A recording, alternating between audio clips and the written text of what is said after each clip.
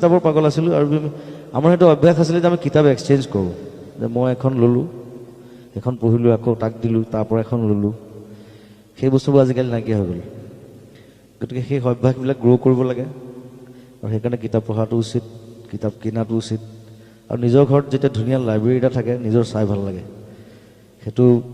যিমান বয়স হৈ গৈ থাকে সিমানে বেছি ভাল লাগি গৈ থাকে যেতিয়া কিতাপৰ পৰিমাণ বাঢ়ি যায় আৰু কিতাপবোৰ যেতিয়া ধুনীয়াকৈ ৰখা হয় খালি মেইনটেইন কৰিব লাগিব কিতাপত পোক লাগে বেয়া হয় কিবা কিবি হয় মোৰ বহুত কিতাপ বেয়া হৈ গ'ল মাজতে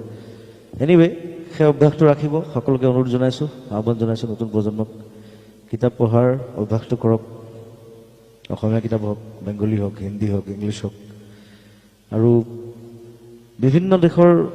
ইমান ধুনীয়া ধুনীয়া ৰাইটাৰ আছে ইমান বিদগ্ধ পণ্ডিত ডাঙৰ ডাঙৰ ৰাইটাৰবিলাক আছে সেইবিলাক পঢ়িব লাগে আচলতে সেইবিলাকো